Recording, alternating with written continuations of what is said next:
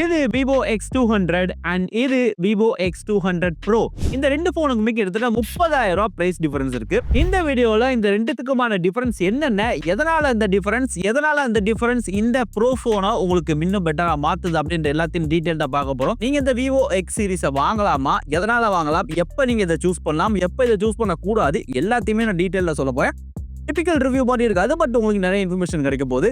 Start பண்ணிடலாம். First difference பார்த்தீங்கன்னா dimensions. ரெண்டு ஃபோனுமே உங்களுக்கு பார்க்கறதுக்கு கொஞ்சம் ஒரு மாதிரி இருந்தாலும் நீங்க கையில் எடுத்து பார்த்தீங்க அப்படின்னா X200 Pro வந்து கொஞ்சம் பெரிய ஃபோனா இருக்கும். ஆனால் X200 பார்த்தீங்கன்னா கொஞ்சம் ஸ்லிம்மான ஃபோனா ஃபீல் பண்ணும் 200 Pro கம்பேர் பண்றதோட. பின்னாடி கேமரா பம்பும் பார்த்தீங்கன்னா X200ல கம்மியாக தான் இருக்கும். 200 Pro நல்லா பெரிய பம்பாவே கொடுத்துருக்காங்க. இதை நம்ம அடுத்தடுத்து பார்ப்போம். தென் X200 உடைய வெயிட் உங்களுக்கு 204 கிராம், அதுவே X200 Proவோட வெயிட் உங்களுக்கு 230 கிராம். பெரிய டிஃபரன்ஸ் தான், அது இன் ஹேண்ட்லேயே உங்களால ஃபீல் பண்ண முடியும். அடுத்த டிஃபரன்ஸ் எங்க வருதுன்னா ரெண்டுத்தோடைய டிஸ்பிளேல. X200ல உங்களுக்கு 6.67 இன்ச்சஸ்க்கான டிஸ்பிளே, அதுவே X200 Proல உங்களுக்கு 6.78 இன்ச்க்கான டிஸ்பிளே. இதுவுமே நீங்க டக்குன்னு பாக்குறப்ப பெரிய டிஃபரன்ஸ் தெரியாது. நீங்க ரெண்டையும் பக்கத்தை வச்சு கம்பேர் பண்ணாதான் லைட்டா X200 Proல பெரிய டிஸ்பிளேவா இருக்குன்னு உங்களுக்கு தெரியும். X200ல உங்களுக்கு யூசுவலான AMOLED பேனல் தான் கொடுத்துருக்காங்க. ஆனா X200 Proல உங்களுக்கு LTPO AMOLED பேனல் கொடுத்துருக்காங்க. தெரியாதவங்களுக்கு நான் சொல்றேன். LTPO என்னன்னு பாத்தீங்கன்னா நம்ம போனோட ரெஃப்ரெஷ் ரேட் இருக்கு பாத்தீங்களா, ரெண்டு போனுமே 120 Hz தான். பட் இந்த ரெஃப்ரெஷ் ரேட்டை LTPO பேனல் ஃபோன் வந்து ரொம்ப அடாப்டிவா தேவைக்கேற்ற மாதிரி கூட்டி குறைக்கின்ற வேலையை ரொம்ப ஸ்பீடா பார்க்கும். எக்ஸாம்பிளுக்கு X200ல பாத்தீங்கன்னா உங்களுக்கு குறைஞ்சபட்ச ரெஃப்ரெஷ் ரேட்டே 60 Hz தான் நிற்கும். ஓகேவா? ஆனா X200 Proல இந்த குறைஞ்சபட்ச ரெஃப்ரெஷ் ரேட் அப்படின்றது கிட்டத்தட்ட 1 Hz வரைக்கும் குறைக்கும். எதனாலன்னு கேட்டீங்கன்னா, நீங்க இப்ப ஏதாவது வீடியோ பாக்குறீங்க, ஏதோ மூவ் பண்றீங்க அப்படின்ற பட்சத்தில் அதிக ரெஃப்ரெஷ் ரேட் தேவைப்படும். இல்ல நீங்க ஸ்டாட்டிக்கான ஒரு இமேஜை பாக்குறீங்க அப்படின்னா உங்களுக்கு டிஸ்பிளே 1 Hzல மாறும். நீங்க யூஸ் பண்ண ஆரம்பிக்கிறப்ப டக்குன்னு உங்களுக்கு இன்ஸ்டன்டா ஸ்மூத்தான எக்ஸ்பீரியன்ஸ் ரெஃப்ரெஷ் ரேட்டை அதிகப்படுத்தும். ஓகேவா?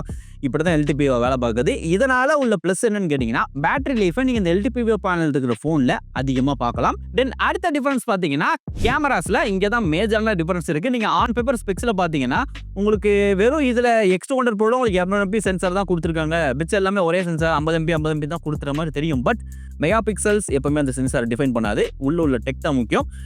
அதை நான் உங்களுக்கு சொல்றேன். ஃபர்ஸ்ட் பிரைமரி சென்சார் எடுத்துக்கிட்டீங்க அப்படின்னா ரெண்டு போன்லயுமே உங்களுக்கு 50 MPக்கான பிரைமரி சென்சார் தான் இருக்கு. ஒரே சென்சாரடா அப்படின்னு கேட்டீங்கன்னா அங்கதான் கிடையாது. ரெண்டு சென்சாரோடைய சைஸே உங்களுக்கு மாறுபடும். X200ல உங்களுக்கு பிரைமரியா 1/1.56 இன்ச்சஸ்க்கான சென்சார் இருக்கு. அதுவே X200 Proல உங்களுக்கு 1/1.28 இன்ச்சஸ் அப்படின்ற சைஸ் சென்சார் இருக்கு. டெக்னிக்கலா பாத்தீங்கன்னா X200 Proல உங்களுக்கு சென்சாரே இங்க பெருசு. ஸோ கேமரால சென்சார் பெருசா இருக்கு அப்படின்னா அதிகமான லைட் சென்சார் கூட வரும். போட்டோஸ் பார்க்க நல்லா இருக்கும், டைனாமிக் ரேஞ்ச் நல்லா இருக்கும். குறிப்பா நைட் டைம்லயும் போட்டோஸ் பார்க்க அற்புதமா இருக்கும். அந்த அட்வான்டேஜ் இங்க X200 Proக்கு இருக்கு. தென் அடுத்து பாத்தீங்கன்னா டெலிஃபோட்டோ லென்ஸ். இங்க உங்களுக்கு X200ல 50 MPக்கான சென்சார் கொடுத்துருக்காங்க. ஆனா X200 Proல உங்களுக்கு 200 மெகா பிக்சல் சென்சார் கொடுத்துருக்காங்க.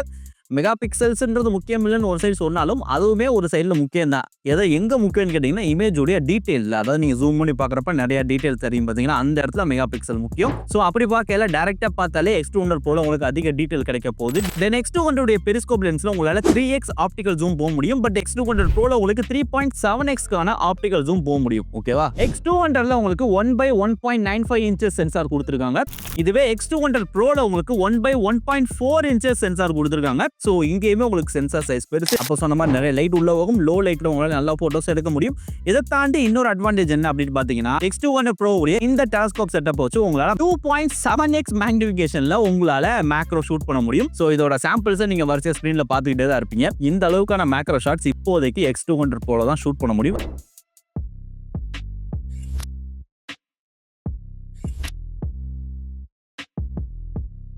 நீங்க இப்போ வந்திருக்க Xiaomi 15 Ultraவா இருக்கட்டும், வேற போனா இருக்கட்டும், எல்லாத்துலயும் மேக்ரோ ஷூட் பண்ண முடியும். பட் X200 Pro அளவுக்கு கிட்டக்க போய் ஷூட் பண்ண முடியாது. ஸோ இந்த நேரத்திலையும் X200 Pro தான் மேக்ரோல ஒரு பெட்டரான ஆப்ஷனா இருக்கு. அப்புறம் மூணாவது பாத்தீங்கன்னா அல்ட்ரா வைட் சென்சார் ரெண்டு போன்லயுமே இருக்கு. இங்க வந்து ரெண்டுமே ஒரே சென்சார் தான், எந்த டிஃபரன்ஸும் கிடையாது. 50 MPக்கான சென்சார், சேம் சைஸ் சென்சார் தான். ஸோ பிக்சர் குவாலிட்டிலையும் பெரிய வித்தியாசம் தெரியல. தென் இதுக்கப்புறம் வித்தியாசம் இருக்கிறது வீடியோ ரெசல்யூஷன் அண்ட் ஃபார்மட்ஸ். இங்க X200ல உங்களால 4K 60 FPS ஃபுட்டேஜ் பேக் கேமரால ஷூட் பண்ண முடியும், செல்ஃபி கேமராலையும் ஷூட் பண்ண முடியும். X200 Proலையும் உங்களால 4K 60 FPS ஷூட் பண்ண முடியும், பேக் கேமராலையும் சரி, ஃப்ரண்ட் கேமராலையும் சரி. டிஃபரன்ஸ் என்ன பாத்தீங்கன்னா X200 Proல உங்களால Dolby vision HDR video shoot பண்ண முடியும். X200ல எடுக்கிற வீடியோஸை விட இங்க வீடியோ குவாலிட்டின்றது அட்டகாசமா இருக்க போகுது. ஸோ இந்த மாதிரி HDR வீடியோஸ்லாம் யூஸ்வலா iPhone அண்ட் Samsung உடைய அல்ட்ரா டிவைசஸ் இருக்கும். அதை இப்போ X200 ப்ரோவாலையும் பண்ண முடியும். இதை தாண்டி இன்னொரு விஷயம் பார்த்தீங்கன்னா X200 ப்ரோவில் உங்களால் 8K 30 FPS வீடியோ ஷூட் பண்ண முடியும். தென் 10-bit லாக் ஃபார்மேட்லேயும் வீடியோ ஷூட் பண்ண முடியும். ஐஃபோனில் இருந்துச்சு, அடுத்த சாம்சங் கொண்டு வந்தால் இப்போ விவோலையும் இந்த லாக் ஃபார்மேட் ஃபுட்டேஜ் ஷூட் பண்ண முடியும். ஸோ நீங்கள் கேமரா ஆன் பேப்பர் பார்த்தீங்கன்னா பெரிய டிஃபரன்ஸ் இல்லாத மாதிரி உங்களுக்கு தெரியும். ஆனால் இவ்வளோ டிஃபரன்ஸ் இருக்குது, இவ்வளோ டீட்டெயில்ஸ் இருக்குது. இது வந்து உங்களுக்கு ரியல் லைஃப்லையும் X200 ப்ரோ யூஸ் பண்ணுறப்போ உங்களுக்கு வித்தியாசம் தெரியும். இது Vivo X200ல 4K 60 fpsல ஷூட் பண்ணிட்டு இருக்கிற ஒரு வீடியோ சாம்பிள். இதோடைய குவாலிட்டி எப்படி இருக்குன்னு பார்த்துக்கோங்க. இது Vivo X200ல 1080p 30 fpsல ஷூட் பண்ணிட்டு இருக்கிற ஒரு போர்ட்ரேட் வீடியோ. இதில் மேக்ஸிமம் 1080p 30 தான் ஷூட் பண்ண முடியும். ஸோ பேக்ரவுண்ட் போக்கா இதெல்லாம் எப்படி இருக்குன்னு பார்த்துக்கோங்க. இது Vivo X200 Proல 4K 60 fps டால்பி விஷனில் ஷூட் பண்ணிட்டு இருக்கிற ஒரு வீடியோ. இதோடைய குவாலிட்டி எப்படி இருக்குது இதையும் நீங்கள் பார்த்துக்கோங்க. அண்ட் இது Vivo X200 Proல 4K 30 fpsல ஷூட் பண்ணிட்டு இருக்கிற ஒரு போர்ட்ரேட் வீடியோ. ஸோ பேக்ரவுண்ட் பிளர்லாம் எப்படி இருக்குன்றதை பார்த்துக்கோங்க. 4K 30 fps தான் இதில் மேக்ஸிமம் ஷூட் பண்ண முடியும். ஸோ வீடியோஸ்ன்னு பேசுகிறதுனால ஒரு சின்ன கம்பேரிசன். இது iPhone 16 Pro Maxல 4K 60 fpsல ஷூட் பண்ண வீடியோ. இதோடைய குவாலிட்டி எப்படி இருக்குது இதுவும் ஒரு சின்ன கம்பேரிசன். இது iPhone 16 Pro Maxல சினிமேட்டிக் வீடியோ, அதாவது போர்ட்ரேட் மோடில் ஷூட் பண்ணப்பட்ட ஒரு video 4K 60 fps. So compare பண்ணி பார்த்துக்கோங்க. தென் அடுத்த டிஃபரன்ஸ் பார்த்தீங்கன்னா கீழே உள்ள டைப் சி போர்ட்டில் X200ல உங்களுக்கு USB 2.0 போர்ட்டு தான் மக்களே கொடுத்துருக்கான். இங்கே X200 Proல உங்களுக்கு USB 3.2 போர்ட் கொடுத்துருக்கான். இது எங்கே யூஸ் ஆகும்னு கேட்டிங்கன்னா டேட்டா ட்ரான்ஸ்ஃபரில் நீங்கள் வயர் யூஸ் பண்ணி ஃபோன்லேருந்து சிஸ்டம்க்கு ட்ரான்ஸ்ஃபர் பண்ணுறீங்க அப்படின்னா X200 விட 200 Proல உங்களுக்கு ஃபாஸ்டான டேட்டா ட்ரான்ஸ்ஃபர் கிடைக்கும்.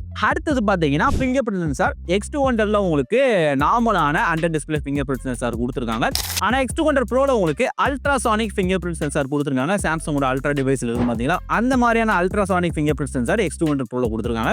Usual on display finger print சென்சாரை விட இது உங்களுக்கு செம ஃபாஸ்ட் அண்ட் அக்யூரேட்டா இருக்கும். அப்புறம் அடுத்தது பார்த்தீங்கன்னா பேட்டரி. X200ல உங்களுக்கு 5800 mAh பேட்டரி கொடுத்துருக்காங்க. 90 வாட் வயர்டு சார்ஜிங் பண்ணும். X200 Proல உங்களுக்கு 6000 mAh பேட்டரி கொடுத்துருக்காங்க. இதுவும் அதே 90 வாட்ல உங்களால் ஃபாஸ்ட் சார்ஜ் பண்ண முடியும். சார்ஜர் பாக்ஸ்லேயே வந்துடும். ரிவர்ஸ் வயர்லேயும் பண்ண முடியும். பிளஸ் எக்ஸ்ட்ராவா வயர்லெஸ் சார்ஜிங் சப்போர்ட்டும் உண்டு. 30 வாட்ல இந்த போன உங்களால் வயர்லெஸ் சார்ஜிங் பண்ண முடியும், ரிவர்ஸ் வயர்லெஸ் சார்ஜிங்கும் பண்ண முடியும். ஆனால் X200ல வயர்லெஸ் சார்ஜிங்கே கிடையாது. இதுதான் வித்தியாசம். தென் அடுத்த டிஃபரன்ஸ் பார்த்தீங்கன்னா ஆப்வியஸ்லி பிரைஸ். Vivo X200 நீங்க 66000 அப்படின்ற பிரைஸ்க்கு வாங்கிக்கலாம். 12 256 GB வேரியன்ட். இது போக இன்னொரு வேரியன்ட்டும் இருக்கு. ஆனால் X200 Proக்கு பார்த்தீங்கன்னா உங்களுக்கு ஒரே ஒரு வேரியன்ட் தான் 16512 அப்படின்ற வேரியன்ட் தான். இதை நீங்க 95000 பிரைஸ்ல நீங்க வாங்கிக்கலாம். ஸோ இதெல்லாம் தான் இந்த ரெண்டு போனுக்கும் இருக்கக்கூடிய டிஃபரன்ஸ். ஸோ இப்போ இந்த போனை நீங்க வாங்கலாமா அப்படின்றத பார்ப்போம். ஓகே, ஃபர்ஸ்ட் திங், நீங்க இந்த அளவுக்கு அமௌண்ட்டை ஒரு விவோ ஃபோனில் ஸ்பெண்ட் பண்ண போறீங்க அப்படின்னா உங்களுடைய மெயின் ப்ரையாரிட்டி அப்படின்றது ஃபோட்டோகிராஃபியில் தான் இருக்கணும். ஏன்னா விவோ ஃபோன்ஸ் அப்படின்றது ஒரு ஃபோட்டோகிராஃபி பேஸ் பண்ண ஃபோன்ஸ். நீங்கள் வி சீரிஸ் எடுத்தாலும் சரி, எக்ஸ் சீரிஸ் எடுத்தாலும் சரி, அதோட main priority, main focus photography தான். ஸோ அப்படி இருந்து உங்கள் பட்ஜெட்டும் 65000 அந்த ப்ரைஸில் இருந்துச்சுன்னா நீங்கள் X200 சூஸ் பண்ணலாம். இல்லை என்னால் 1 lakh வரைக்கும் ஸ்பெண்ட் பண்ண முடியும்னு நினச்சிங்கன்னா 200 Pro சூஸ் பண்ணலாம். இது ஒரு மேட்டர், ரைட்டா? இது இல்லாமல் எனக்கு வந்து ஒரு ஃப்ளாக்ஷிப் எக்ஸ்பீரியன்ஸ் வேணும், எனக்கு வந்து எல்லா எக்ஸ்பீரியன்ஸுமே ஓவரால் நல்லா இருக்கணும் அப்படின்ற மாதிரிலாம் யோசிச்சிங்கன்னா அங்கே உங்களுக்கு இவங்க 2 பேருமே செட் ஆக மாட்டாங்க. நீங்கள் வேறு பிராண்ட் போகிறது பெட்டர். ஏன்னு நான் சொல்கிறேன், ஏன்னா விவோவில் கேமராஸ் அந்தளவுக்கு ஃபோட்டோகிராஃபி அந்தளவுக்கு பக்காவாக இருந்தாலும் சாஃப்ட்வேர்னு வர்றப்போ பார்த்தீங்கன்னா ஒரு ஃப்ளாக்ஷிப் லெவலான சாஃப்ட்வேர்ன்றதை என்னால் சொல்ல முடியாது. ஆப்வியஸ்லி பன்டச் OS 14 விட 15 வந்து உங்களுக்கு ஸ்மூத்தாக இருக்குது, நல்லா பண்ணியிருக்காங்க. ஆனால் இதுக்கு ஆன் பார் இருக்கிற டிவைஸ் இப்போ X200 எடுத்திங்கன்னா 65000 அந்த ப்ரைஸாக, அந்த ப்ரைஸ்க்கு உங்களால் iPhone 16 வாங்க முடியும், iPhone 15 Plus கூட வாங்க முடியும். இதுவே இது வந்து 95000, இந்த ப்ரைஸ்க்கு உங்களால் சாம்சங்கில் S சீரிஸ் வாங்க முடியும். ஸோ இதில் இருக்கிற அந்த சாஃப்ட்வேரை கம்பேர் பண்ணும்போது இது வந்து அந்த அளவுக்கு ஆன் பார் இல்லை. சொல்லப்போனால் இந்த ப்ரைஸ் ரேஞ்சில் சாஃப்ட்வேர்னு பார்க்குறப்ப சாம்சங் அடிச்சு நொறுக்கிட்டு போயிடும். ஏன்னா One UI அந்த அளவுக்கு அட்டகாசமாக இருக்குது. நான் சொல்கிறது உங்களுக்கு நம்பிக்கை இல்லைனா நீங்களே சாம்சங்குடைய ஸ்டோரில் இல்லை பூர்வீக அந்த மாதிரி கடையில் உங்களுக்கு சாம்சங் ஃபோன் டெமோ வச்சுருப்பாங்க, யூஸ் பண்ணி பாருங்கள். One UI 7 அந்த அளவுக்கு பக்காவாக பண்ணி விட்ருக்கான். ஸோ அதோடலாம் கம்பேர் பண்ணும்போது இது ஒரு மேட்டரே கிடையாது, ரைட்டா? ரெண்டாவது, நான் வந்து வீடியோ அதிகமாக எடுப்பேன் ப்ரோ அப்படின்ற மாதிரி ஆளாக இருந்தீங்க அப்படின்னா போய் உங்களுக்கு இந்த 2 ஃபோன் செட் ஆகாது. ஏன்னா இந்த ப்ரைஸ் ரேஞ்சும் உங்களால் ஐஃபோன் வாங்க முடியும். ஸோ ஐஃபோனில் இன்றைக்கும் வீடியோ குவாலிட்டின்றது டாப் நாச்சாக தான் இருக்குது.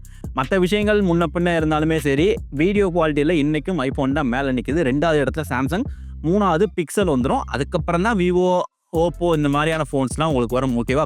ஸோ இதை விட நல்ல வீடியோ எடுக்கக்கூடிய டிவைசஸ் இருக்குது. உங்கள் ப்ரையாரிட்டி வீடியோ அப்படின்னா இது உங்களுக்கான டிவைஸ் கிடையாது. ஓவரால் சாஃப்ட்வேர் சைட் அப்படின்னா உங்களுக்கு சாம்சங், வீடியோஸ்னா ஐஃபோன் அப்படின்ற மாதிரி எப்படி சொல்லணும், அதே மாதிரி ஃபோட்டோகிராஃபினா விவோ தான். சாம்சங்கும் சரி ஆப்பிளையும் சரி நிறைய இடங்கள்ல அடிச்சு நொறுக்கிட்டு போயிடும். அவ்வளோ பர்ஃபெக்டாக இருக்காரான்னு கேட்டிங்கன்னா பர்ஃபெக்ட் கிடையாது. அதையும் நான் சொல்லிடுறேன். சில இடங்களில் இவன் கொஞ்சம் பிரச்சனையும் பண்ணுவான். அதாவது கலர்ஸில் ஓகேவா, இது என்ன தான் ஜெயஸ் நேச்சுரலோட கலர்ஸ் இருக்குது அப்படின்னு சொன்னாலும் நான் எடுத்த ஃபோட்டோஸ் எல்லாமே ஜெயஸ் நேச்சுரல் அப்படின்ற செட்டப்பில் தான் எடுத்தேன். நீங்கள் வீடியோ ஃபுல்லாக பார்த்துட்டு வந்துருப்பீங்க அந்த ஃபோட்டோவை. டார்க் ஸ்கின் இருக்கிற என்ன ஃபோட்டோவில் பார்த்தீங்கன்னா வெள்ளையாக்கி விட்டுருது. என்னடா இது நானே கிடையாதா அப்படின்ற மாதிரி இருக்குது. ஆனால் ஃபோட்டோ ஓரளவு பார்க்குறதுக்கு நல்லா இருக்குது. பட் கொஞ்சம் யோசிச்சு பார்த்தோம்னா ஏன் கலர் இது கிடையாது அப்படின்ற மாதிரி உங்களுக்கு தோணும். அந்த மாதிரி இது மாற்றி விட்டுது. இது வந்து டார்க் ஸ்கின் இருக்கிற ஆள் நல்லா பிரைட்டான ஒரு நல்ல லைட் இருக்கிற சிச்சுவேஷன் இருக்கிறப்ப இந்த மாதிரி ஒரு எஃபெக்டை போட்டு விடுது. ஆனால் நைட்டு ஃபோட்டோ எடுத்திங்கன்னா இது அந்த அளவுக்கு அதிகமாக தெரியல, ஓரளவுக்கு மேட்ச் பண்ணுற மாதிரி தான் இருக்குது. பட் இதுவே நீங்கள் ஐஃபோன், சாம்சங் அந்த சைடு போனீங்க அப்படின்னா ஐஃபோனில் எடுக்கிற ஃபோட்டோ அப்படியே எக்ஸாக்டாக நான் என்ன கலரில் இருக்குன்னா அது அப்படியே காட்டுது. சாம்சங் லைட்டாக ஒரு ஸ்டெப் உங்களுக்கு ஏற்றி வச்சு காமிக்குது. விவோ என்னை மொத்தமாக வெள்ளையாக்கி காமிச்சு விட்ருது. இதுவே நீங்கள் ஃபேராக இருக்கிற ஆள் நீங்கள் எடுத்தீங்க அப்படின்னா உங்களை இன்னும் ஃபேராக காட்டு பண்ண அப்படி கிடையாது. அப்போ உங்களுக்கு கலர் ஓவரால் மேனேஜ் பண்ணி காட்டுது. பட் ஏன் கலரில் இருக்கிற ஆளுங்களை வந்து இது கொஞ்சம் வெள்ளையாக காட்டுது நிறைய லைட் இருக்கிற கண்டிஷன்ஸில். நீங்கள் சாம்பிள்ஸ் பார்த்துப்பீங்க, நான் சொல்ல வரது உங்களுக்கே புரிஞ்சிருக்கும். ஸோ முடிவாக நான் சொல்ல வரது என்னன்னா, நான் அதிகமாக ஃபோட்டோ தான் ப்ரோ எடுப்பேன், எனக்கு இந்த 100x ஜூம்லாம் எனக்கு ரொம்ப முக்கியம், மேக்ரோ ஷாட்லாம் பயங்கரமாக எடுப்பேன் அப்படின்னு நினச்சிங்கன்னா உங்களுக்கு வேறு ஆப்ஷனே கிடையாது. X200 Pro தான் நீங்கள் அந்த அளவுக்கு பட்ஜெட் போடணும். இல்லைப்பா நான் அவ்வளோதான் ஃபோட்டோ, நான் அந்த மேக்ரோலாம் எனக்கு தேவை கிடையாது, 100x ஜூம் கூட ஓகே, ரொம்பலாம் எனக்கு பெருசாலாம் வேண்டாம், அது இருந்தால் போதும், நார்மலாக ஃபோட்டோ எடுத்து சோஷியல் மீடியாவில் போடுற அளவுக்கு நல்ல ஃபோட்டோ வேணும் அப்படின்னா X200 போகலாம். இவ்வளோதான் மேட்ரு. ஸோ உங்கள் ப்ரையாரிட்டி ஃபோட்டோகிராஃபியாக இருந்துச்சு அப்படின்னா நீங்கள் இந்த ஃபோன் பக்கம் தாராளமாக போகலாம். நான் கடைசியாக சொல்கிற விஷயம் அதுதான். இதில் எடுத்த ஃபோட்டோஸ் எல்லாத்தையும் ஒரு கூகுள் டிரைவில் போட்டு உங்களுக்கு டிஸ்கிரிப்ஷனில் கொடுத்து வச்சுருக்கேன். நீங்கள் வேணும்னா அதை எடுத்து அந்த ஒரிஜினல் ஃபைலை பார்த்துப்போம். ஓகேவா? ஸோ அவ்வளோ இந்த வீடியோ உங்களுக்கு ஏதோ ஒரு வகையில் யூஸ்ஃபுல்லாக இருந்திருக்கும் அப்படின்னு நினைக்கிறேன். இது டிப்பிக்கலான ரிவ்யூ மாதிரி போயிருக்காது, எப்படி போச்சுன்னு எனக்கு தெரியல. நான் கொஞ்சம் அப்படியே ஒரு ஃப்ளோவில் பேசிகிட்டே போயிட்டேன்னு வச்சுக்கோங்களேன். ஸோ இந்த வீடியோ உங்களுக்கு பிடிச்சிருந்தா லைக் போட்டு விடுங்க, எப்படி இருந்துச்சுன்னு கமெண்ட் பண்ணுங்கள், சப்ஸ்கிரைபும் பண்ணிக்கோங்க. அவ்வளோதான், அடுத்த வீடியோவில் பார்ப்போம். டாட்டா.